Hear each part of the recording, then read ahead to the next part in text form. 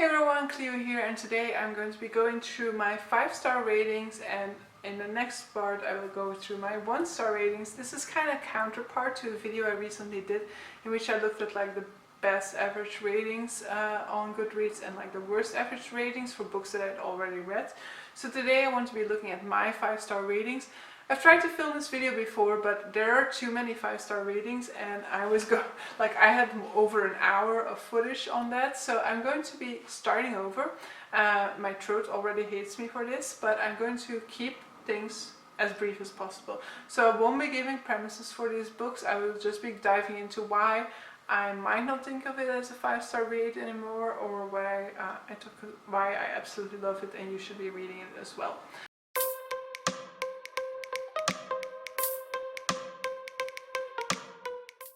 So let me start this screen capture. So first off, we will be starting off with Harry Potter. So there are actually only 2, I think, Harry Potters on here that I gave 5-star ratings. That's mainly because I wanted to distinguish them from each other. But yeah, I am from the Harry Potter generation. I've loved Harry Potter all my life. But I will say that even without the figure that is J.K. Rowling, who already was controversial for quite a lot of years, I had also started to change my mind about the series a little bit in recent years, because I was starting to read it more critically.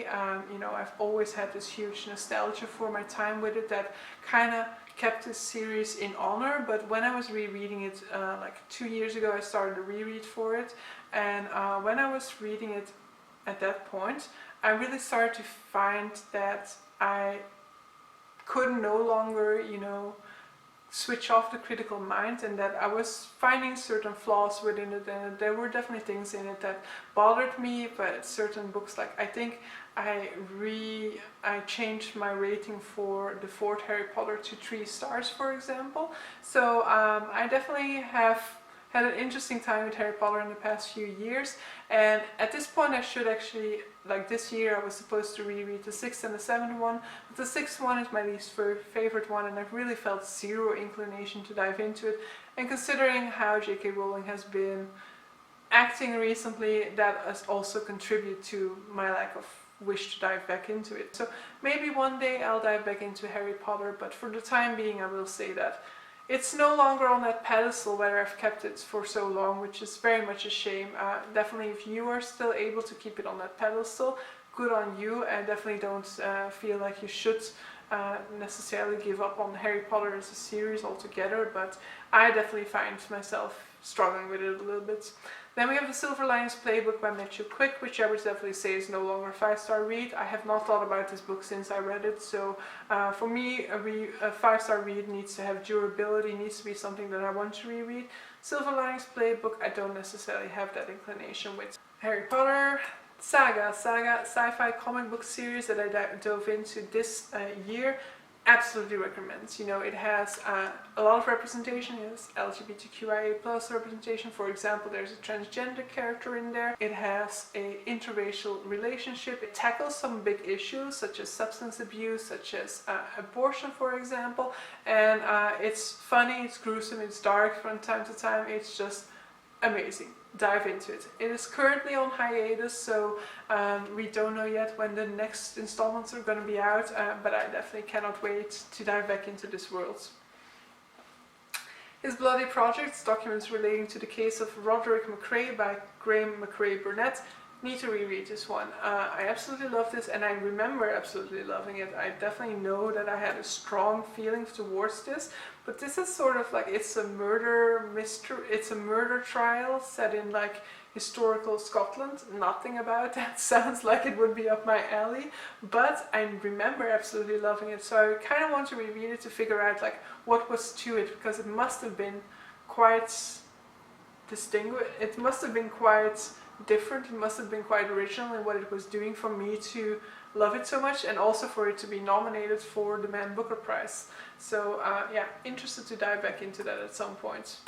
Pride and Prejudice by Jane Austen, absolutely love it. One of my favorite Jane Austens. Love Jane Austen and the way in which she kind of like lovingly mocks the aristocracy of her time, and the way that she makes these sort of like heroines that you can root for, but that definitely are also flawed human beings that definitely make mistakes and are definitely very well rounded in that sense. Obeliskgate by N.K. Jemisin. This is the sequel to the 5th season, 2nd book in the Broken Earth trilogy. This entire series, every book in it has won the Hugo Award, and it's definitely warranted. This is very much a sort of like original fantasy series. It's unlike any that you will ever read. It's got this very sort of like complex literary style to it, so it almost feels like literary fiction in that sense. And it's just got like, there's no hand holding with the writing style for this story, so you're very much kind of dropped in the deep end and you're given all of these sort of like clues to hang on to, but you really have to connect them for yourself and build this world for yourself, which I absolutely loved in this one. And I've seen a whole lot of people diving into it and loving it this year, so really want to continue because I still need to read the 3rd one in this series. Next we need to talk about Kevin by Lionel Shriver. This is a very dark book in which we're looking at a mother-son relationship that's very much like conflicted, because this mother kind of considers her son to be like more or less evil. Like she considers her son to want to hurt people, to be very self-involved, to be constantly like hurtful to others. And we know that he will do something bad, but we are kind of left wondering like, what does he do, or like what is his current situation a result of constantly having had a mother who doesn't support him, or was he indeed like that from the get-go? So very interesting book. Trigger warnings definitely there. Movie is also good, but I definitely think it has a bigger punch as a book. 5 People You Meet in Heaven. This is one of multiple Mitch Albom books on here that I gave 5 stars, but I'm not entirely sure I would still give them 5 stars now. Mitch Albom very much writes about the sort of like what it means to be human, about spirituality, about complex matters in our world that we don't really have the answers for, but he presents these, he kind of presents answers from time to time, which I don't really get along with very well at this point in time. So I read one of his books that in principle isn't necessarily spiritual. I read The Magic Strings of Frankie Presto this year, or last year, and that's very much about a musical career, but there we also have this sort of presence of a god at some point, and I actually didn't really like the way in which he uses these sort of like unknown elements to our world, and he uses them in an omniscient narrator, so it seems like a given. I kind of don't vibe with that all that much anymore. Kingkiller Chronicle.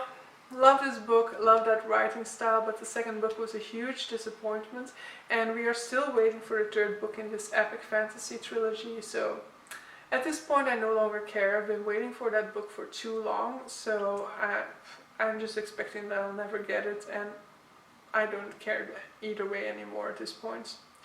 Another Mitch Albom, The Timekeeper. Then we have The Stone of Tears, 2nd book in Sword of Truth, which I definitely changed my mind about.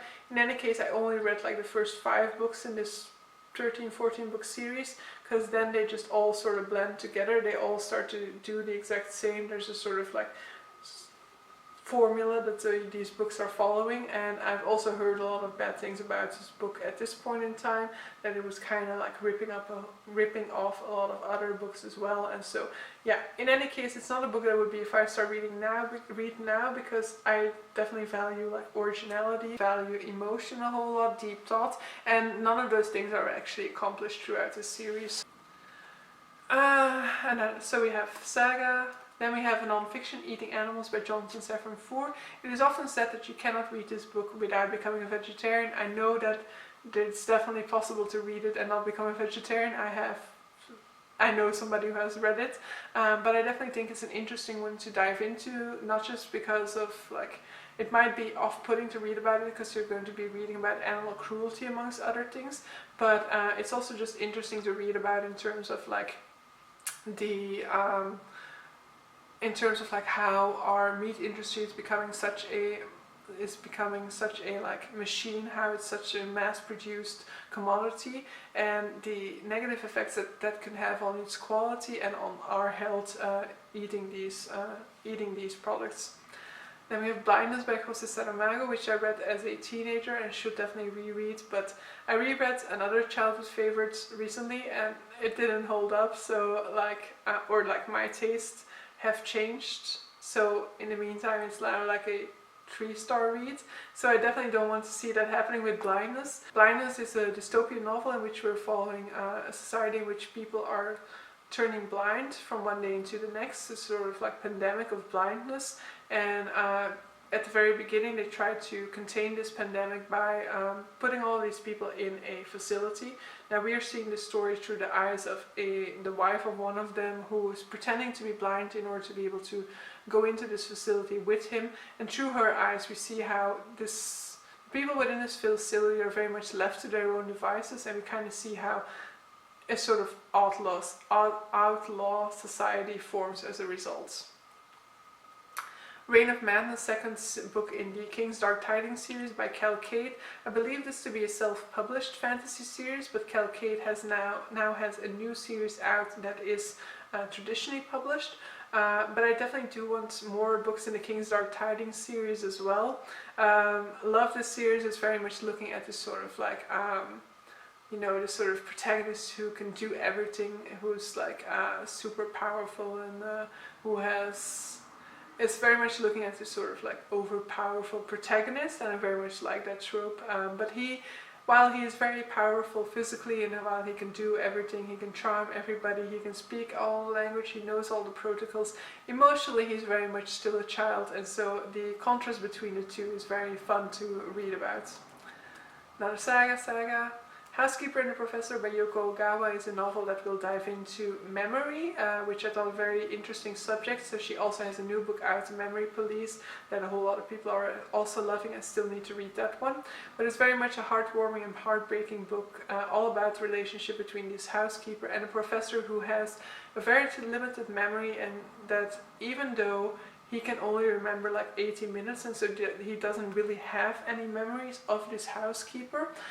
They still manage to have this very deep bond between themselves, and I just thought it was interesting. It's also a book that manages to make mathematics sound fascinating and interesting, so do check it out. Another saga, then we have 1,000 Splendid Suns by Khaled Hosseini.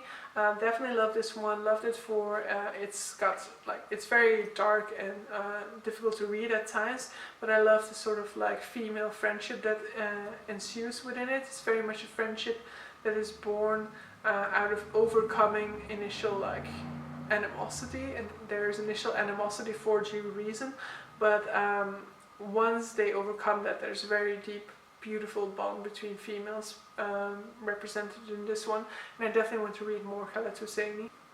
Then we get to Animal Farm by George Orwell. Very quick read, so if you want to dive into anything off of this list, Animal Farm is definitely a very short one to dive into, and it's a fable in which we are looking at like a criticism on communism. It's a criticism of communism told by replacing human beings with animal characters, and thus being able to talk about some of these subjects a little bit more openly, even though the book still got banned.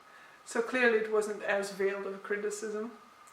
Then we have To Kill a Mockingbird by Harper Lee. Should definitely reread it because don't know too much about it anymore, except that we are looking at the subject of racism through the eyes of a young child, and I definitely think that that works very well. Definitely never read the sequel because I read Go Set a Watchman, and the author herself also wasn't like, she wasn't putting her book out there for publication, so it wasn't intended to be there, and I would say if you like To Kill a Mockingbird, don't dive into Go Set a Watchman. Then we have another Japanese literary piece, and that is The Traveling Cat Chronicles by Hiro Arikawa.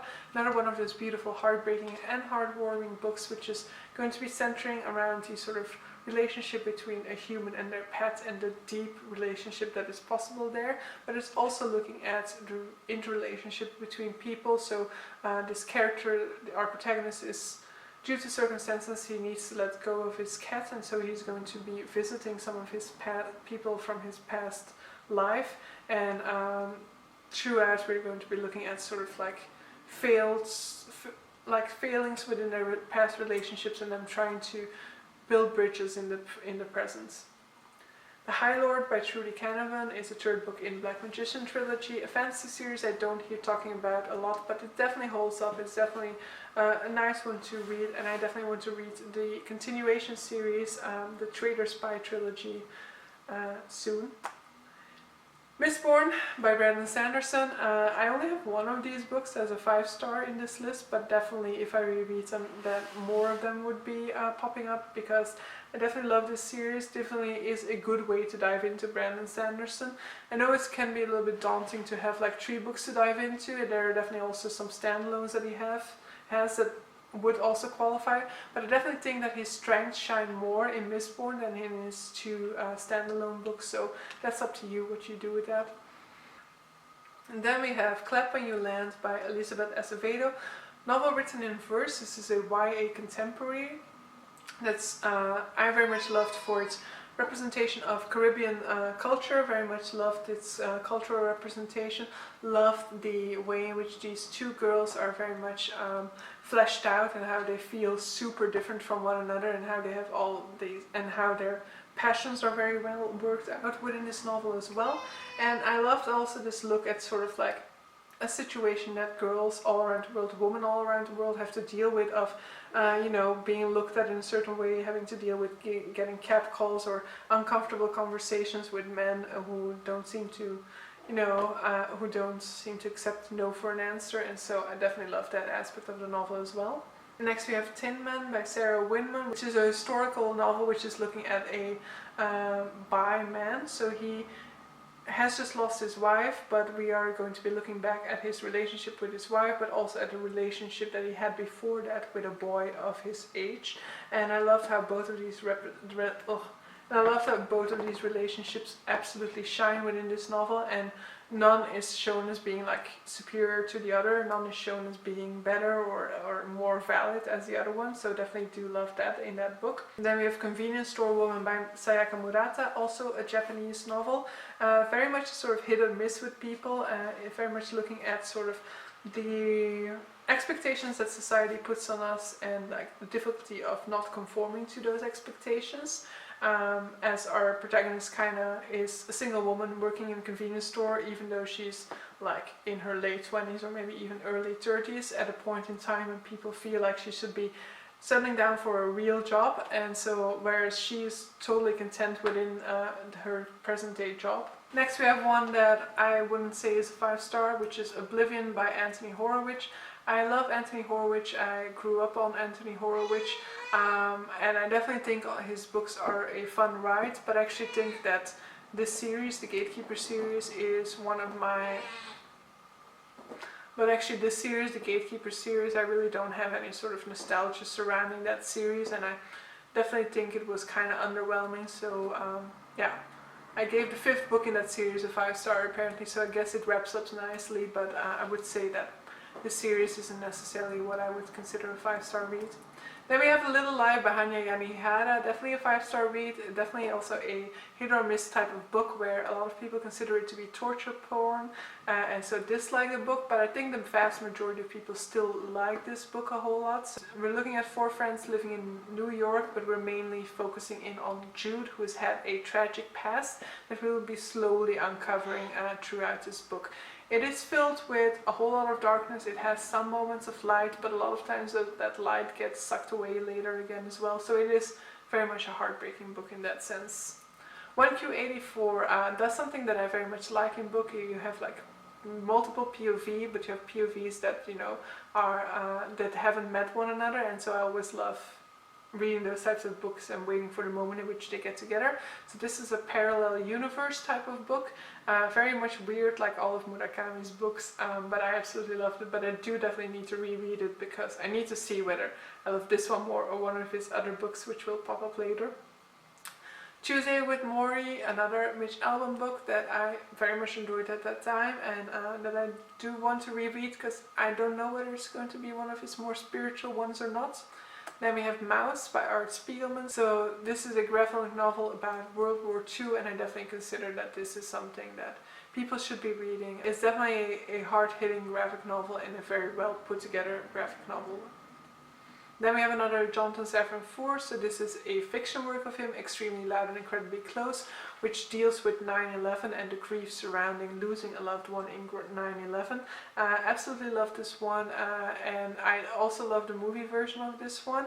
And actually the 9/11 element is kind of a spoiler for the movie, sorry for that, but in the book you actually know about it from the beginning, so that's a little bit of an interesting one in that sense. Jurassic Park by Michael Crichton, one of my favorite books of all times. Objectively speaking, Jurassic Park isn't the greatest book of all time, it isn't the greatest movie of all time, but I just have a whole lot of nostalgia towards this movie, and when I read the book I absolutely fell in love with the book as well, because it just enhanced that experience even more to me. So it's definitely not the case where if you've read the movie, if you've seen the movie, you cannot read the book anymore, because I definitely do think that while it doesn't add a whole lot more elements to it, I did definitely like the way in which it structured the story, so it uses that chaos theory that's kind of mentioned in the books. In the movie it uses that as a structural element, and I absolutely love this one and want to reread it. Mouse Volume 2, then we have The City of Brass by S.A. Chakraborty, which is a political heavy Middle Eastern inspired fantasy series, which I loved a lot, but the third book kind of stepped away from that sort of political intrigue that was there in the first two books, and I felt like where before there was always a sort of like grey morality and it was unsure whether people's paths were like, there was no like black or white to people's choices. People would make choices to improve other people's lives, but they would end up having a negative impact on those people, for example. And so there was a lot of like difficult choices, a lot of difficult complex events taking place, and in the third book I felt like a lot of it was a lot more black and white, and that we lost a lot of that nuance that was there in the beginning, so a little bit of a letdown for me in the end. Trein der Traagheid is a Dutch book that does not have an English translation. It is one of my first ventures into magical realism. Absolutely love that one, but I wouldn't know too much about it anymore. Then we have Edge Dancer, which is a Stormlight Archive novella in which we are following one of my favorite characters in the Stormlight, which is Lift, a character that you're introduced to in one of the interludes in the second book, and so she gets her whole personal novella in Edge Dancer.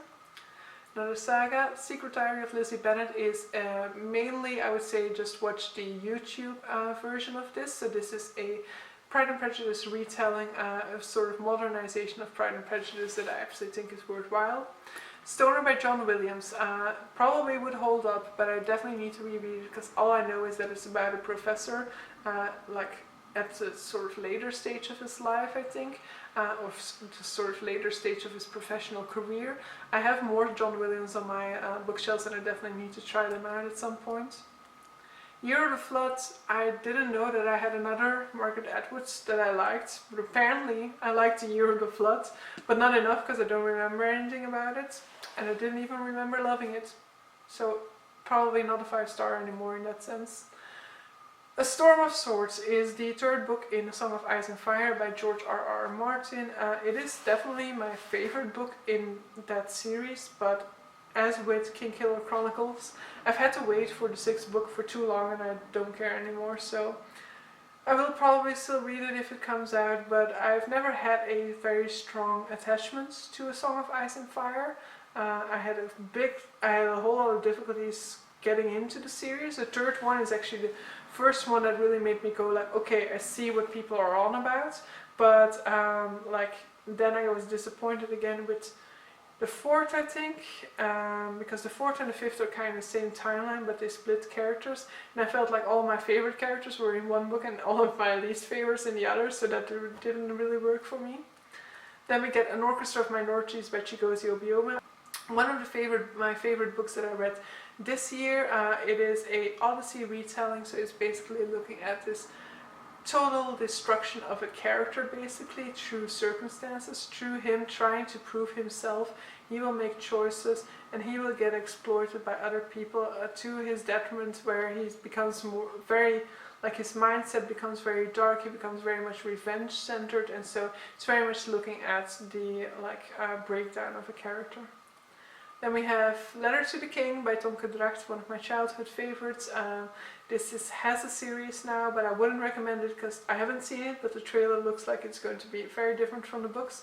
Love this one, love the sort of like knights at the center of the story, and yeah, it's just like, it's not a 5-star read in the sense that I think if you don't have nostalgia surrounding it, it probably won't be a 5-star, but it will always be a 5-star for me.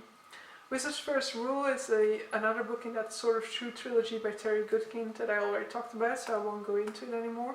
Gospel of Loki by Joanne M. Harris, just recently finished this. This is a retelling of Norse mythology through the eyes of Loki.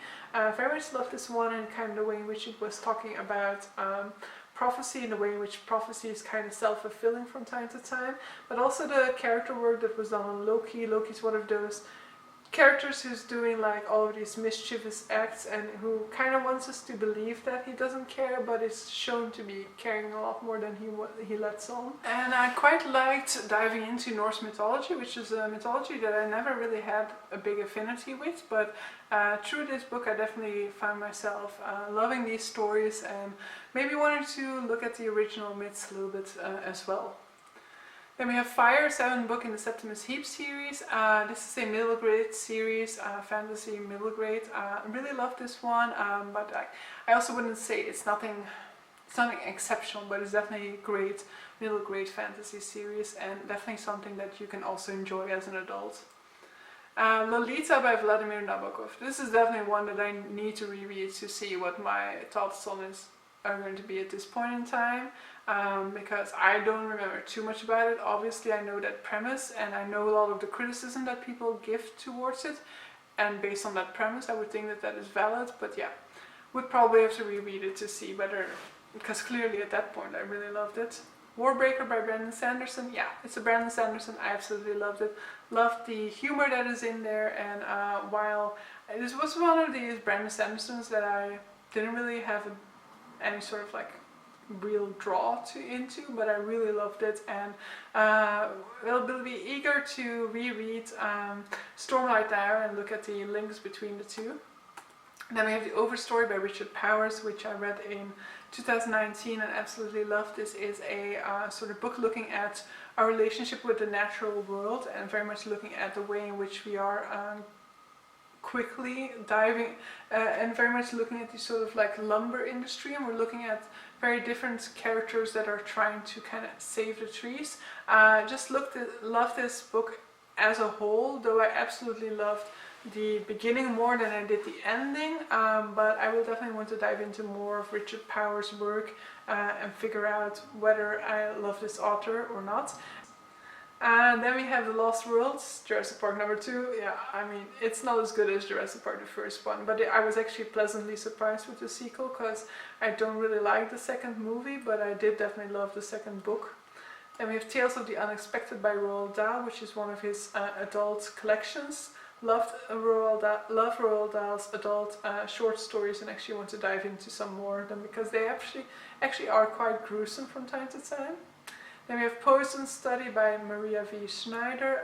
This is a first book in a fantasy series that I definitely enjoyed. I think there came, like, the series was concluded and then a new novel came out in that series, which I still have to read. I don't know, I kind of lost interest into continuing that series at this point, just because it was like concluded in my mind, you know. But yeah, definitely think it's a good fantasy to dive into. At this point in time, would I still give it 5 stars? Maybe not. Maybe it would be a 4-star now. If on a Winter's Night I Travel by Italo Calvino. This is definitely going to be a hit or miss with people, because it's very much an experimental modernist novel.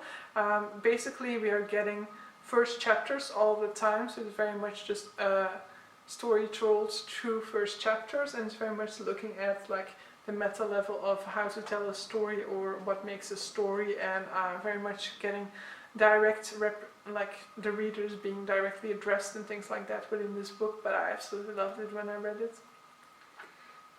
Queenie by Candice Carty-Williams is also a book that I read this year and absolutely loved. It's this book that combines mental health with representation of racism, the way in which this character is kind of mentally breaking herself down and the way she builds herself up again. I very much loved it.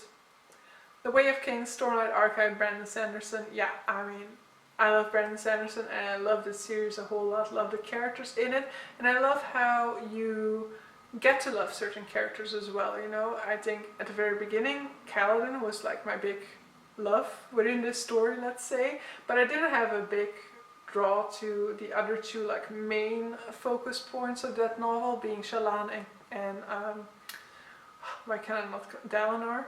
So, but in the second one I definitely fell in love with Shallan as well, and while I still don't really love Dalinar, I definitely grew to respect him a whole lot through the character work that was done in the third book in the series, and absolutely looking forward to the fourth one, which is coming out next month, in exactly 1 month actually, but I won't have access to it yet on the first day normally, but yeah.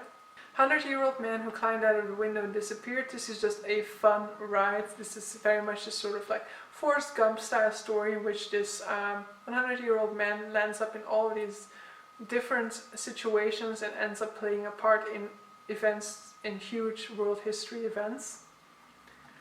Skyward by Brandon Sanderson, another Brandon Sanderson that I absolutely love, and another one where you fall in love with the character throughout, because the protagonist of this book is very annoying at the beginning of this book. I hated this protagonist at the beginning. She's very much one of those like super brash characters who is like super aggressive in her style and things like that, but then throughout you start to uncover some of those layers, get to the deeper layers of her personality and figure out like a lot more about her, and that I absolutely loved her. It's one of my favorite characters now. World According to Garp by John Irving. Yeah, possibly not a 5-star read anymore. Don't know too much about it anymore except for one scene, and I'm not gonna mention that one because it's not child friendly, that scene, but so yeah, probably would be a 4-star at this point in time.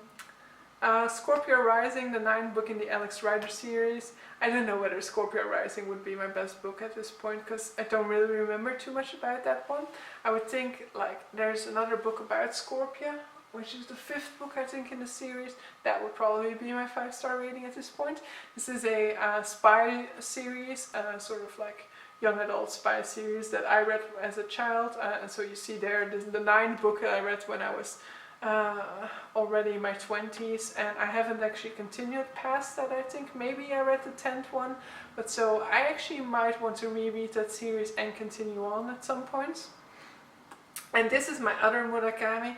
Colonel Sakura Tazaki and His Years of Pilgrimage by Haruki Murakami is not one of his weird books. It's more on his contemporary side, and I absolutely fell in love with it. It's very much about sort of like self-doubt and the way that a person can put himself down. This is very much looking at this character who always considered himself to be the least interesting one of a friend group, and when he is then kind of expelled from that group, he kind of takes that for granted. He's kind of like, they finally realized that I'm not that interesting of a person, and so it's all about kind of going back in time, talking to these people, not really actively going back in time.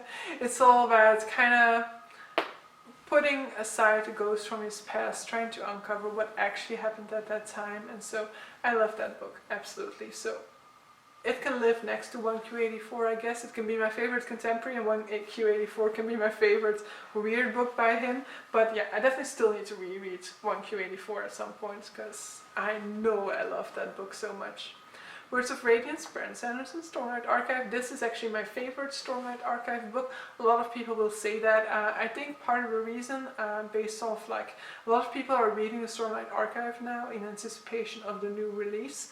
And so a lot of people who are reading it for the first time have great difficulty getting into The Way of Kings. And I know I read The Way of Kings a lot slower than I did Words of Radiance. And so with Words of Radiance, you kind of take off from this high point of action within book 1. You already know the world, you know the characters now, and so there's nothing kind of keeping you from enjoying this book, and so that's why that's most people's favorite. And yeah, Oathbringer doesn't have enough Kaladin in it to be my favorite. I will admit that. A lot of people actually also prefer Oathbringer because of the strong character work that's in there for Dalinar, but since I don't really like Dalinar, that's I still love Oathbringer, but it's not my favorite. A Monster Calls by Patrick Ness, absolutely beautiful. It's an illustrated work in which we're looking at the effects of like the effect that his mother's sickness has on this boy who has to deal with all of these emotions that he has now, and so he starts to see this monster appear to him every night at a certain time. It's beautifully illustrated, it's a beautiful story, and it's hard-hitting, of course, because of the subject matter. I feel like we must be getting down to the wire. So, The Last Unicorn by Peter S. Beagle. This is another one of those nostalgia cases, in part. It is also one of, but because I watched the animated movie for this when I was a child, and yeah, it just has so much nostalgia for me that I don't know whether it would be a 5-star read for somebody who doesn't have that nostalgia. No more saga. Then we have My Cousin Rachel by Daphne du Maurier. And I actually fear that Rebecca is probably not going to be in this list, whereas that is actually my favorite, Daphne du Maurier. But I will be rereading it hopefully this month, so maybe it will become a 5-star read as well. But so My Cousin Rachel, just like Rebecca, it's a sort of like gothic novel in which we have a lot of suspense throughout, a lot of like hints at something of like the fact that there's a darker side to this story, and yeah, absolutely love this one as well. I read this alongside with some other friends, they all loved it as well, so I highly recommend that one. The Art of Healing by Chad Harbach, I don't know, I read it 7 years ago, I don't remember anything about it. I think it's kind of like A Little Life, but I don't know, don't hold me to that because I don't remember anything about it. But I kind of see them a little bit together, but I think that A Little Life definitely then wins out because I actually remember things about A Little Life. Spring by Ellie Smith, which was a pleasant surprise. I had not expected to love that one that much because it is the third one in the seasonal quartet. I liked the first one just fine, I have no memories of the second one, but the third one really worked very well. I don't know whether it's just because I was sick when I was reading that one, and so I kind of read it in like one go, and I listened to it on audiobook as well, whereas with the other two books I read them physically. I don't know whether those things are contributing factors or not, but I absolutely love this one, and I need to get my hands on Summer, which is the fourth book in the seasonal quartet, and which is out. It came out in August, I think. And we're through! I don't know why I gave The Wise Man's Fear 4 stars, by the way, but yeah. I guess maybe one day I'll reread it if the third book comes out. Yeah, but also like, this kind of shows me like, the ratings have definitely changed for me. Betrayed by in the House of Night series. The House of Night series should never have reached a 4-star status, so and The Wise Man's Fears definitely should have as well. But we're not talking about my 4 stars. We're looking at my 5 stars. So I think it's interesting to look back on your like 5 stars after a while, because there are definitely quite some books in there that I know that at this point in time I don't have any sort of affinity to anymore, whereas 5-star reads for me at this point, like a 5-star read for me now is really like a phenomenal read, a book that I expect to stick with me for a very long time. And I still make mistakes with that as well. There's still some books that at the end of the year, when I make my like best books of 2020 video, there will be some books that I've given a 5-star rating this year that I will be like, I don't actually remember too much about this one, so that I will bump down to 4 at that point. But there are also some 4-star reads that actually need to be 5-star reads. For example, Lanny by Max Porter, you might have noticed, is not in this list, whereas it's possibly my favorite book of all time. So ratings are always just like an of-the-moment decision, and things change after a while. After a while of sitting with a book, you either finally notice that you have a whole lot more thoughts about that book than you thought you would have, or you realize that it was actually a book that you would forget about in a couple of weeks. But yeah, let me know down below what like some of your favorite books of all times are. Did you find some books in here that you have read and that you also enjoyed, or do you have a very different opinion about some of these? Let me know down below and we can talk about them. And yeah, see you guys for the next one. Bye!